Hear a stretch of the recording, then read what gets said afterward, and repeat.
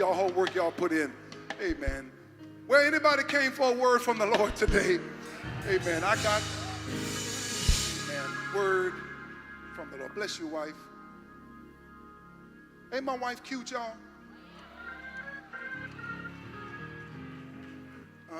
We tried to finish this message last week, but the power of God came in, and we're going to do our best to finish it for this week.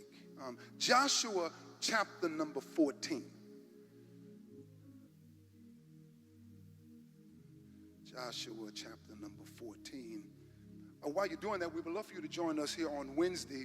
A very, very powerful. Did anybody blessed by the Wednesday teaching on Wednesday night? Woo! Touch your neighbor and tell them we're getting to the root of it. Tell them that. Where some of us, see, what you must understand is whatever is in the root is in the fruit. Many of us, y'all been killing fruit and wondering why the fruit keeps coming back because you never got to the root of it. It's not until you get to the root that you're going to begin again to kill. See, y'all been killing branches. Y'all been out there binding the wrong spirits. I come against this spirit of this evil spirit. You have to know what you are binding. And we're going to teach you how to get to the root of it on Wednesday night, because whatever's in the root is in the fruit. Joshua chapter 14. Trying to get to this. So Moses swore on that day, saying, surely the land where your foot has trodden shall be your inheritance. And watch this, your children's forever, because you have wholly followed the Lord your God. Just touch your neighbor and tell him, I'm all in. Tell him that, I'm all in. Verse number 10. And now, behold, the Lord has kept me alive, as he said, these 45 years since the Lord spoke this word to Moses while Israel wandered in the wilderness. And here I am, this day, 85 years old. God made him a promise, and he's been waiting 45 years for the promise to come to pass. Verse number 13. Then Joshua, this is what we're talking about, blessed Caleb, son of Jephunneh, gave him Hebron as his inheritance. Let me qualify this message, especially since I got a judge here in the political scene. Stand up, judge. This is our judge, y'all. This is our judge. No, y'all didn't hear what I said. I said, this is our judge, Judge Monique Barriel. I'm going to qualify my audience. She's running for civil district court. This message is only for people whom God has made you a promise, but you've been waiting a long time. Oh, y'all getting y'all prayers answered that fast? This is for those of us who have been waiting on God to do what he says he's going to do, and the devil said it ain't going to happen. Let me say, I got one witness in here. You've been fasting, you've been praying, you've been believing God, not for a short period of time, but has anybody been waiting on the Lord for a long? And the devil said, Anthony, that it was not going to come to pass. I don't do much preaching to the devil, but every now and then, Danielle, you got to let him know who's boss. Somebody, I need you to holler this with everything in your heart. Somebody say, tell the devil it's still mine.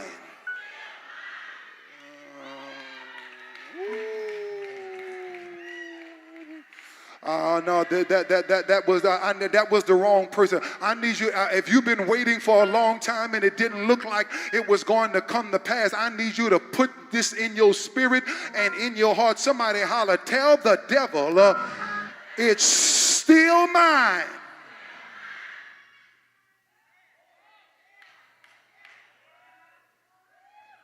I've been asking the Lord to help me spiritually define the season that we're in. Because he said that the sons of Issachar would be able to discern the times and knew what Israel ought to do. And when he did that, honey, he led me to Caleb. One reason he led me to Caleb is because Caleb was a man of faith. Now, listen to me carefully. Not the kind of faith that we taught you, but real bona fide faith. The kind of faith that is not relying on God to replace human effort. The kind of faith that says, Diana, I'm going to put some work behind the faith that I have. And he led me to Caleb because the reason I like Caleb is because he's so unassuming. He flies under the radar. We don't preach a lot about Caleb. We do good preaching about Joshua and Moses and all of these people. But Caleb was the one who was very quiet and very unassuming, but yet he was still very powerful. He was very powerful because he didn't fit in with everybody. He was only 2 out of 10, him and Joshua. He didn't fit in with the clique or with the club or with the group. He didn't run behind people trying to get in their face. Caleb said, you know what? I'd rather be by myself and happy than to be up in your face all the time. The devil is a liar. Slap your neighbor and tell him, I think he's talking about me. Caleb was unassuming. Caleb was the one that said, you know what? I'm quiet, but if you mess with me, it's going to be on in the club right now. Talk to me, somebody. This was the kind of guy that came.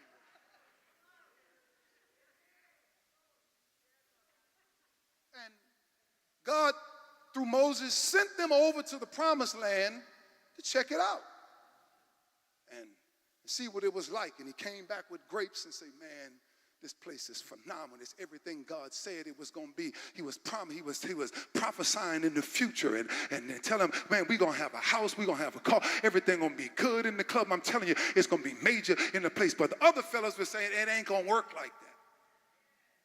The Bible says that they saw themselves. Watch this, critical. They saw themselves as grasshoppers in their sight. They saw themselves as grasshoppers. They saw themselves beneath what God had for them.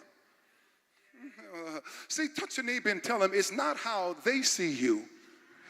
It's how you see you. It's not what they say about you. It's what you say about you. It's not how they see you. It's how you see yourself.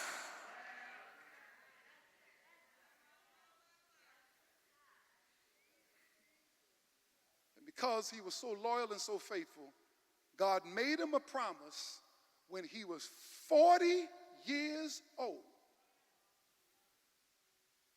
And has to wait 45 years for it to come to pass. You got to know everything outside of him was telling him it was not going to happen. Wait 45 years. Look at verse number 9. But he remembered this, that Moses, through Moses, swore on that day. He made Caleb a promise that what God said is going to come to pass. But he had to wait 45 years. But God said it. But I don't see nothing. God spoke it, but ain't nothing happening. But what you must understand is that if God promised it, God has to be, listen to me, I'm going to teach, faithful to his promise. Who? Why? Listen carefully. Because the only way that God can reveal himself is through the manifestation of his promise. Oh, y'all didn't hear what I said. The only way that God can reveal himself is through the manifestation of his promise. You've never seen God. You don't know what God smells like. The only way that God reveals himself is through the manifestation of his promise. That if God makes a promise to you, when it comes to pass, you're going to say, I know that had to be God. When I look back over my life and I see some situations that he got me out of, that it was nobody but God, I need to tell you, see, the only problem is that there's a problem, but the problem always parallels the promise.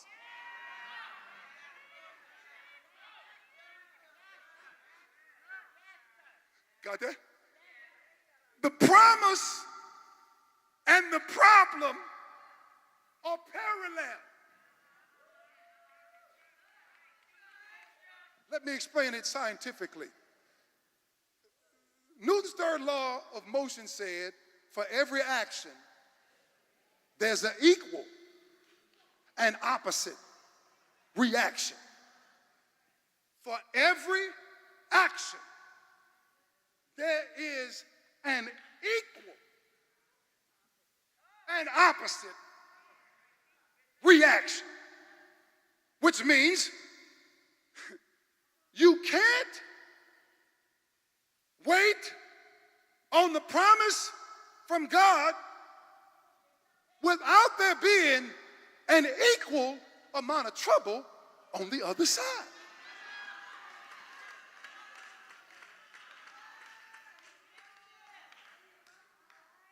The more trouble you are in,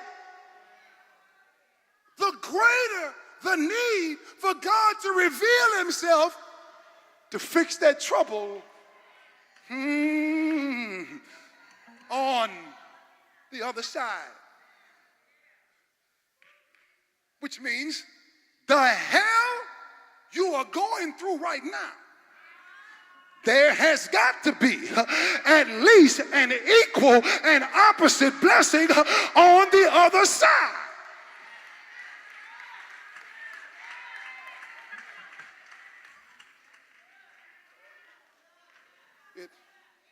It was when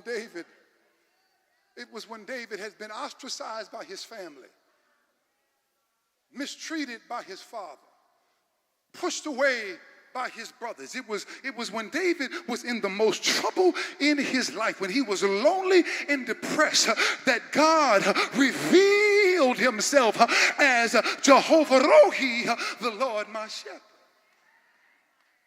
There would be no need of a shepherd if David were not in trouble.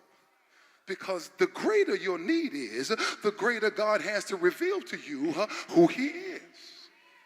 When Joshua defeated Amalek with the edge of the sword, it was then God revealed himself as Jehovah Nissi, the Lord my banner of victory. Can you take a minute and thank the Lord for every battle? Because on the other side of the battle, there's going to be victory on the other end, which means you need to learn how to claim victory in the beginning before the battle even starts. I already got the victory.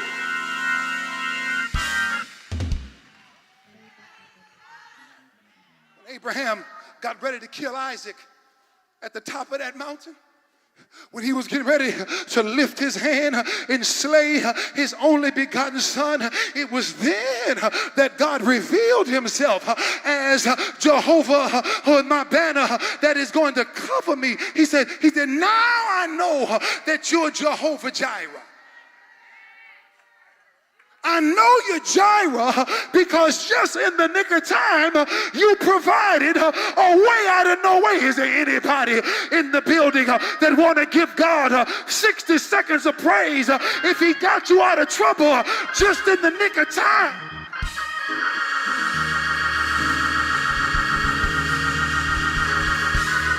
Slap your neighbor and tell him he's a very present help. He's very present help. Right when I need him, that's when he shows up.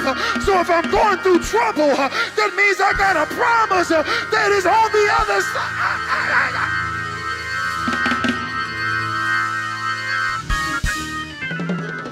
And God made Caleb a promise. And God made Caleb a promise. I'm not going to preach this part, but he made him a promise through his man of God. God made Caleb a promise that Hebron is going to be yours. Now, when somebody makes you a promise, there's two things you need to get clear. What the promise is and who made it.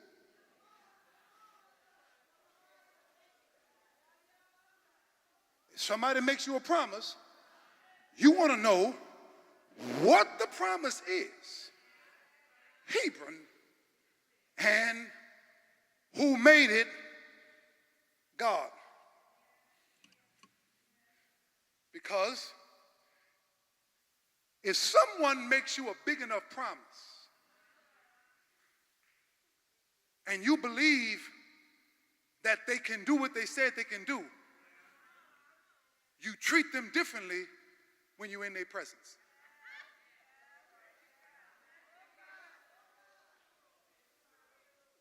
Okay? Let's just say that I am a multi-billionaire.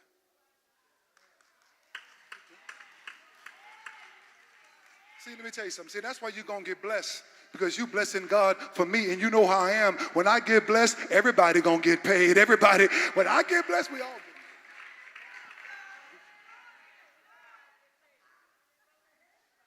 Let's just say I'm a multi-billionaire, and everybody knows that I'm a multi-billionaire. Let's just say then, I will you $100 million by this time next year.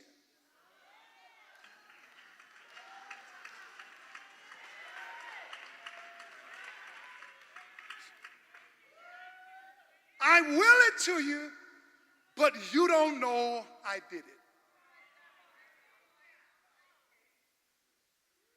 Every time you see me, you'll treat me as casually as you normally do. Bless you, Bishop. Good to see you. Because you don't know it was me that willed you $100 million. You just treat me as kind as you always do. But soon as I find out that it was you that willed it to me, every time I get in your presence, I'm going to say, thank you. Every time you see me, you would tell me, thank you. You ain't got no money. You ain't got no checks in the mail. All you getting is a little statement to let you know that your blessing is on the way. And every time you see me, you will not treat me casually. You'll be saying, thank you for what you did for me.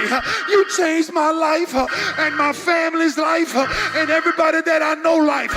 Well, every time you come in the house of God, I am reminding you of your spiritual inheritance to let you know what God has for you. And the least you can do when you come in his presence is to open up your mouth and tell him,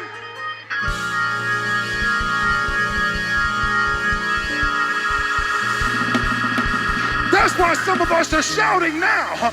We're not shouting now, but we know that healing is ours. And since he promised me healing, I might as well give him glory for it right now and tell him,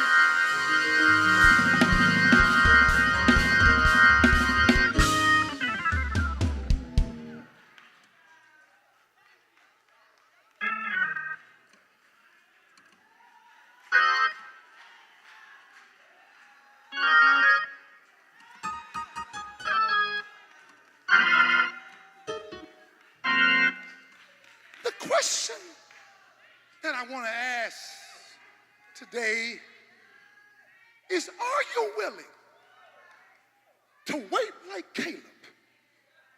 Because you know what's yours on the other side. Touch your neighbor and tell him, Hebron is yours. Verse number 10. Now let me teach. And now,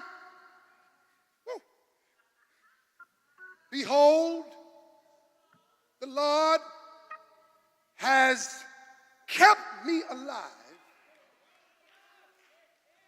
these 45 years, ever since the Lord spoke this word, not to me, but to Moses, while the Israel wandered in the wilderness, and now here I am, this day 85 years old. Caleb is teaching us the lesson of expectation, because he understands that expectation is the key to manifestation.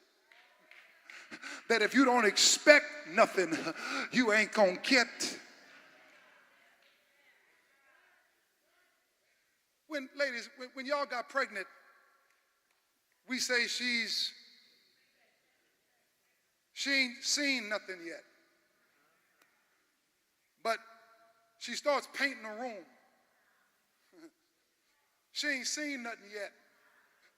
But she starts buying little beds and clothes and diapers and all this kind of stuff. She starts doing this. And the Lord told me to tell about 60% of y'all that there are a bunch of pregnant people in this room. That God keeps waking you up at night and nudging you, and you can't sleep because you know you're getting uncomfortable because something is getting ready to happen. Slap 3 people and tell them something is getting ready to happen. I can tell when people are on the verge of a breakthrough.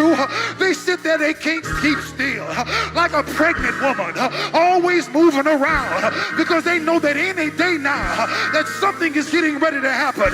Can you help me preach? Find somebody you can touch and agree with and say something, something, something, something. I'm uncomfortable, but it's getting ready to happen. I'm hurting, but it's getting ready to happen. I'm like to die, but I'm getting ready to happen. Is there anybody in the building that's ready to push out of you everything that God...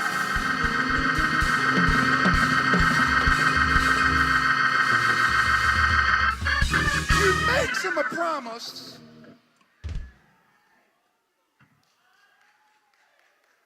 at a place called Kadesh Barnea.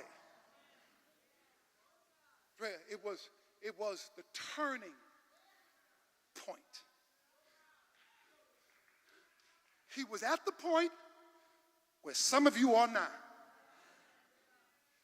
Whether he had to make a decision to go with God or go with the crowd.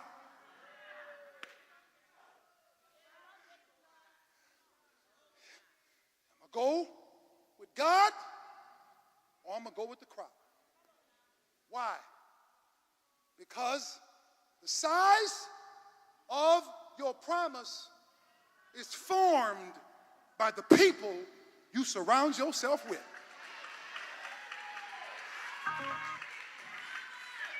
Sita. For too long, some of y'all have been having prolonged association with negative people that don't have no vision or no idea what God always got something negative to say.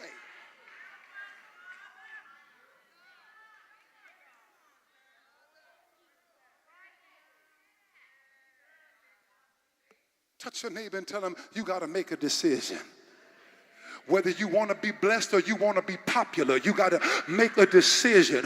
Whether you want to go to the next level in your life or be surrounded by a bunch of people that can't even help you get to the next level themselves. Somebody in here is going to make somebody say a decision. The word decision comes from the word incision. An incision is a cut. And I pray in the name of Jesus that God would cut you away from every parasite, from every leech, from every very person that's been sucking the life out of you because your promise is formed by them.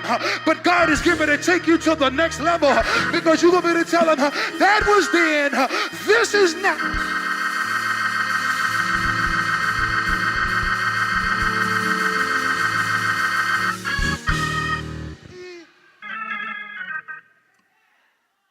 Makes him a promise, and he had all this stuff going on in his life. He got to deal with the people and back and forth and traveling was fun at first, but now it's aggravating. I'm sick of this. What do I do with all this? And God makes him a promise then. Isn't it amazing that God will make you the best promise at the worst time?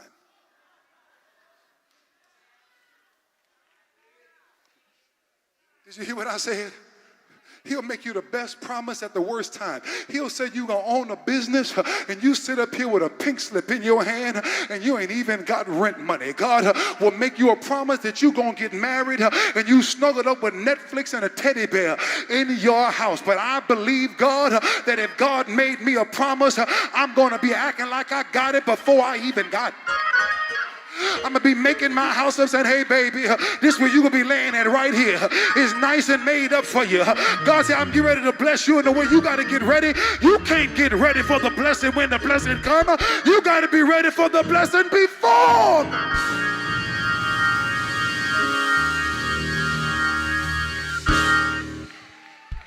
Touch your neighbor and tell him, Hebron is yours. Hebron, that's what he told him, Hebron is yours. He said in verse number 10, he said, and now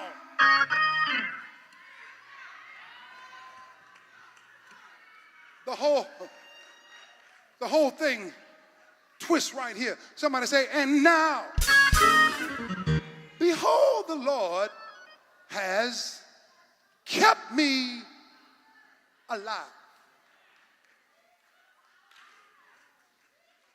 Somebody say alive. The Lord has kept me. Say it again. The Lord has kept me. The word alive here in the Hebrew is the word declare. Behold, the Lord is keeping me declaring it.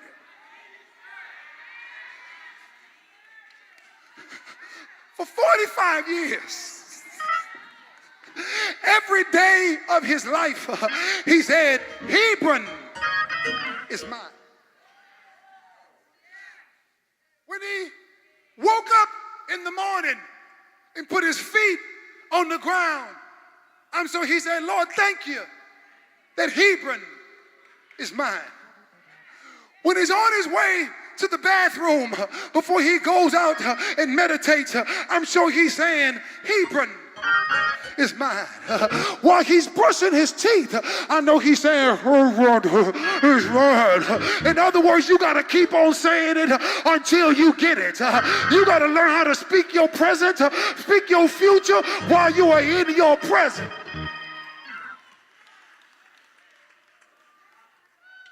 Because your mouth trains your mind.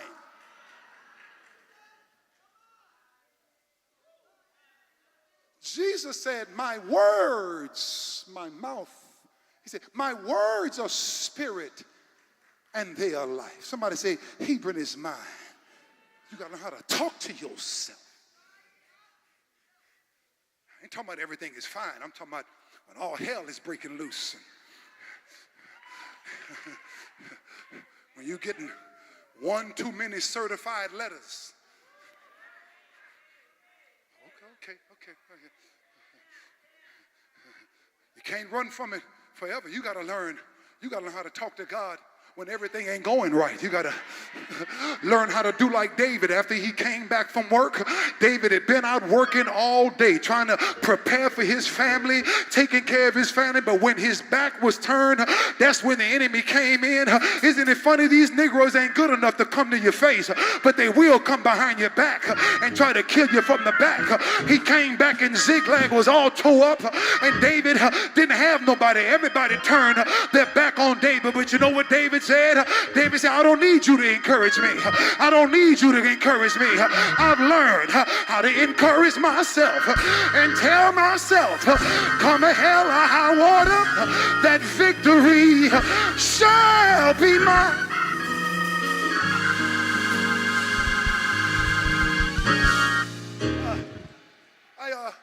Many of y'all know I started off in the car business, and in the car business, and when I'd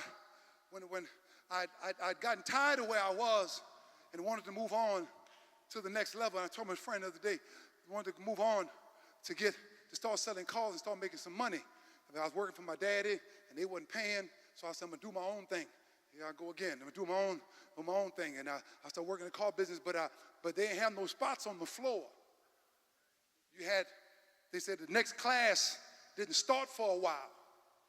They said, but if you want the job right now, there's only one spot left. You got to start off by washing the cars.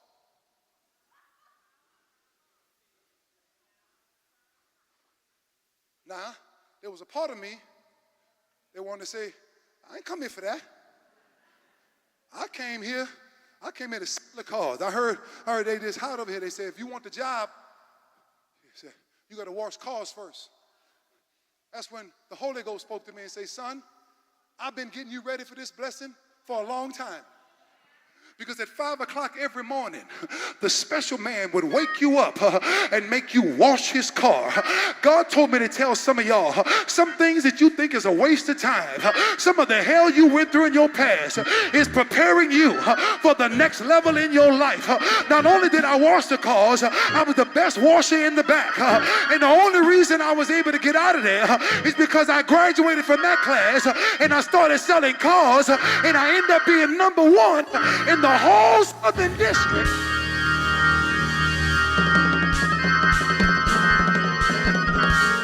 I didn't always want to do it, but I had to encourage myself.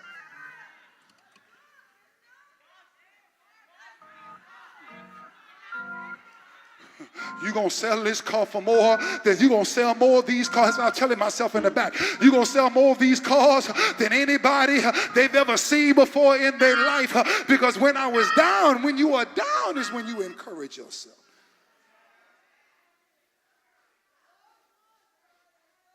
Verse number 10. And now, behold, the Lord has kept me alive. Look what he says, verse number 11. Yet I am as strong this day than the day Moses sent me. The word strong here is the word loud. Some of y'all want the mountain. You want Hebron, but you're too quiet for a miracle. Some of y'all too concerned about what people gonna say sitting around you. But touch your neighbor and tell him, excuse me a minute, I'm about to get loud. I'm about to let hell know what I'm getting ready to get in my life.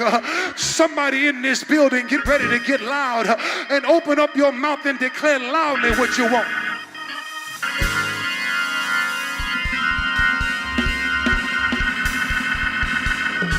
Shout, the house is mine, the car is mine, the healing is mine, the victory is mine.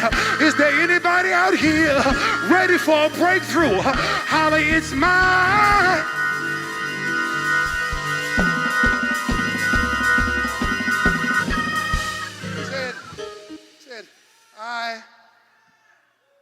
He said, you got to say it loudly.